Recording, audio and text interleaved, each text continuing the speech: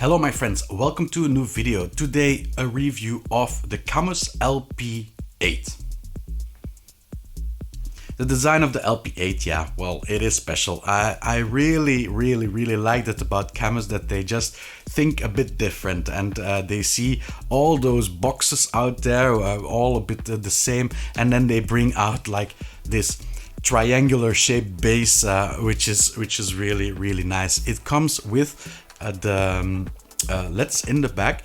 The LEDs themselves, I don't think it's that much of a feature, because you really can't see them a lot unless that it is reflected against something. But for me, I used it, I didn't see the LEDs a lot. It's nice that it is there. The build quality, well, it's an entire metal casing with the cooling fins on the sides. They seem to have a very large surface for passive cooling. There are RGA entries in the back for 2 peripherals and an e-stop, a USB-A out and a USB-B in, and lastly the PSU plug. It feels relatively heavy and features the same good quality quick release they introduced with the DDWB21. Officially, the motor produces 8 Nm peak torque. There is one thing for build quality that really is a bit weird, and that is that it is advertised on their site that it has active cooling in it. So I would presume that there would be a fan in it, but I haven't seen any active cooling present. If you look at the back, well, you have like the LEDs here, but there is no opening for any flow from air. So I am really wondering if it is a mistake of their part that they put it on the website like that, or that it is still a feature to come, that this is not really the finished product and that they still need to upgrade a few things, one being then the fan.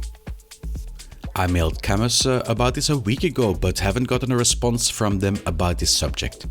If I get an answer, it will come up in the next Versus video for the LP8. When it comes to the driving sensation, in ACC you have a nice heavy wheelbase that is remarkably precise and fluid in its movements, pumping out just enough power to make it a very enjoyable and intense drive. There is only one thing that I can remark for the ride in ACC, and that is the miss some of the detail when hitting the curbs lightly. You hear the sound, but little feedback. I don't think this is an issue with the hardware, but more of the software or the settings. I tried to get it better, but wasn't able to get the right sentiment in the fast corners for force feedback. Something I could really appreciate was the precision and the directness of it. The GTS steering wheel felt good in the hand, but I did feel some pain in my fingers after having gripped it for half an hour. I will make a separate video of the steering wheels if there is interest for it. In BeamNG I could really appreciate the LP8 even more, especially the ascents and descents on the road were remarkable when it came to the force feedback. It has a nice and fast self-centering of the steering wheel. In all, the force it generated felt much like the car I drive in real life, both for strength and reactions. The rock crawl was also very immersive due to the precision of the steering wheel movements. I would say if you look at the complete package, the LitePlay 8 certainly offers enough power to provide a more than decent driving sensation in the different games. Compatibility, however, is only for PC for now.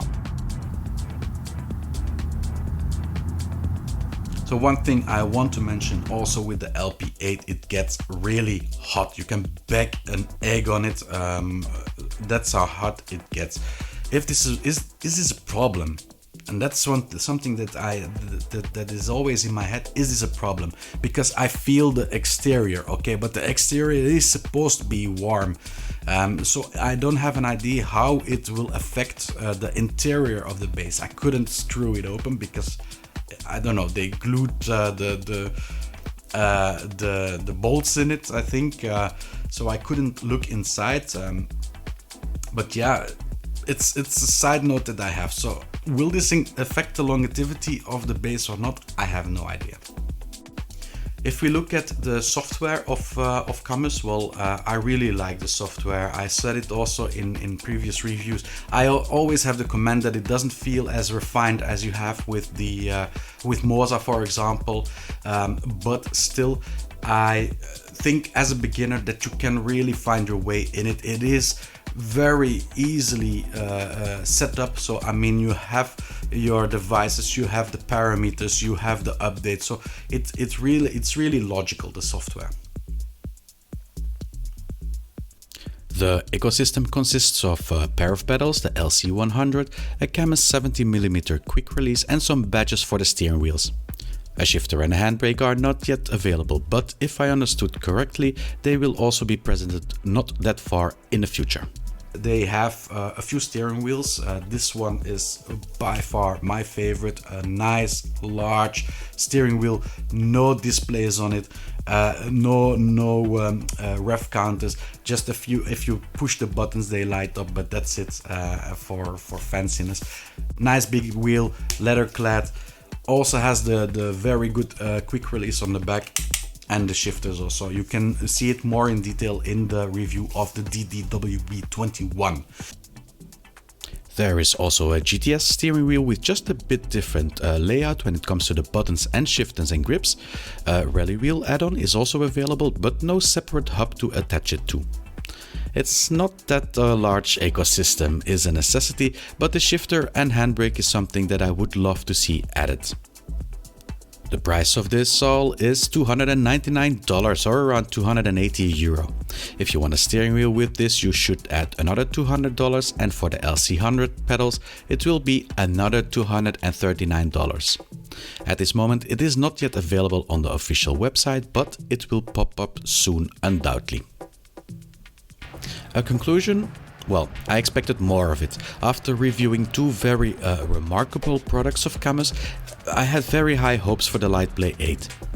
Don't get me wrong, the motor feels smooth, powerful and precise, but I miss a tad of this detail, especially in the corners. In addition, the active cooling has me puzzled, and the heating issue doesn't set my mind at ease either. It's stupid, but with the C5 you had a very decent video from CAMMUS that pointed out the various technical aspects of the video. With the LP8 there was a hipster designer talking about the triangular shape LEDs that didn't leave a good impression on me, and the position of the cooling fins. Again, I have to stress that I love CAMMUS for breaking the traditional design protocol for wheelbases, but I would rather have seen a bit more information about what's in it. I love the drive, I really did, and compared to similar wheelbases it scores very good, as does the quality of the steering wheel and the quick release. For $500 with the GT1 steering wheel it is certainly on par when it comes bang for buck. Thank you all for watching. I hope you had something from this video. Leave a like if you did, subscribe if you want to see more videos. Don't forget, if you buy new hardware, please buy via an affiliate link. You give a tip to a content creator, to myself or another content creator. See you all next video. Bye bye.